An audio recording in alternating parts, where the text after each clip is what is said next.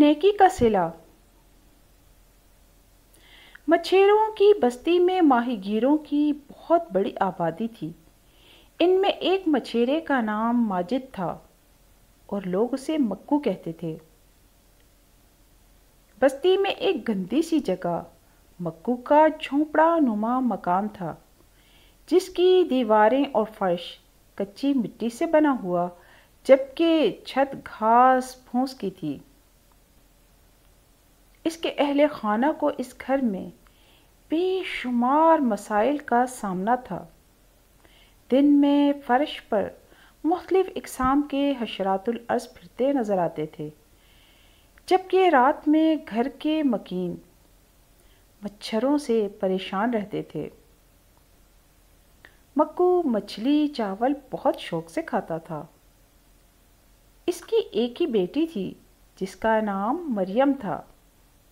مکو اس سے بہت محبت کرتا تھا اور اس نے اسے ایک مٹھو لا دیا تھا جو مرچیں اور امرود کھاتا تھا اور مٹی کے پنجرے میں رہتا تھا۔ مریم کے پاس موم کی ایک گڑیا تھی جس سے وہ کھیلتی تھی۔ قریب ہی ایک باغ تھا۔ مریم جب بھی باغ میں جاتی، چنبیلی کے پودوں پر سے شہد کی مکھی بھن بھن بھن کرتی اس کے پاس آ جاتی۔ کہو مریم، کھیلو گی میرے ساتھ؟ آج تو موسم بھی بہت اچھا ہے۔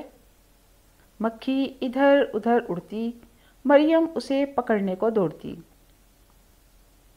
مریم مکھی کا کھیل مالٹے کے درخت کی شاخوں کے بیچ ایک جالا بنتے ہوئے مکڑی جو دیکھتی تو وہ جالا چھوڑ کر ان کے پاس آ جاتی۔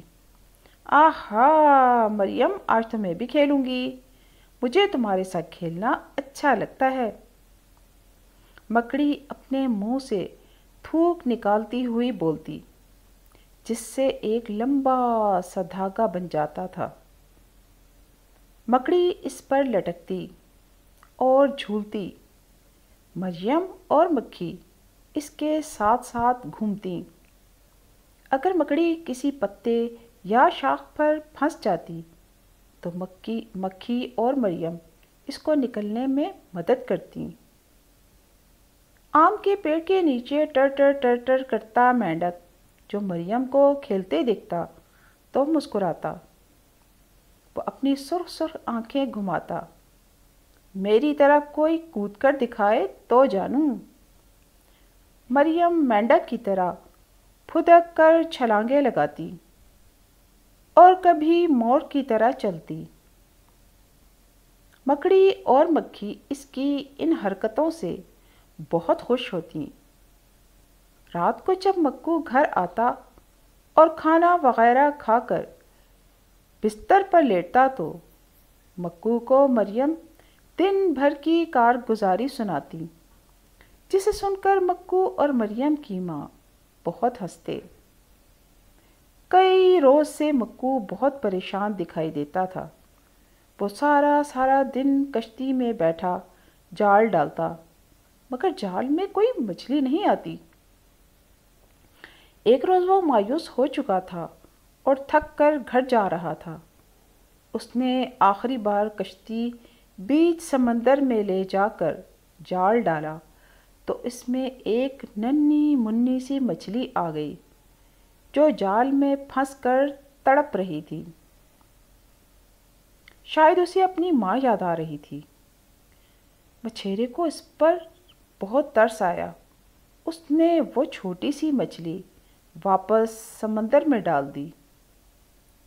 تھوڑی دیر میں پانی کی ایک لہر اٹھی اور ایک بڑی اور بھاری سی مچھلی نے سر نکالا اور مکو کا شکریہ ادا کیا اور کہا، مجھے خوشی ہوئی تم ایک اچھے انسان ہو جس نے ایک بچی کو اس کی ماں سے ملوا دیا۔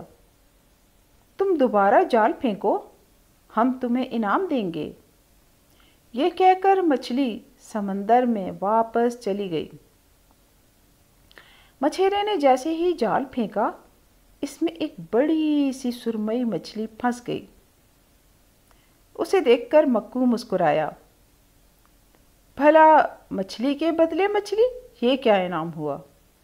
وہ اداس ہو کر گھر آیا اور اپنی بیوی کو مچھلی پکانے کے لیے دی۔ مچھیرن نے جیسے ہی چاقو سے مچھلی کا پیٹ چاک کیا تو اس میں سے 5 سونے کے سکے نکلے۔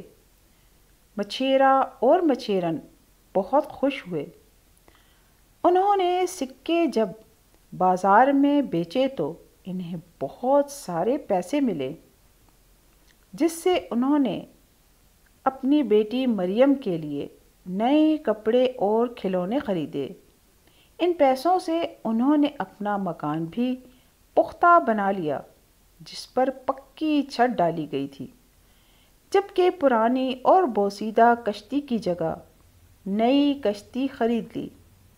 اس کی نئی کشتی کو دیکھ کر سارے ماہی گیر حیران تھے، لیکن انہیں کیا معلوم تھا کہ مکو کی چھوٹی سی نیکی کا قدرت نے کتنا بڑا انعام دیا تھا۔ کتنی پیاری کہانی تھی، یقیناً ساتھیوں آپ کو بہت پسند آئی ہوگی۔ شکریہ۔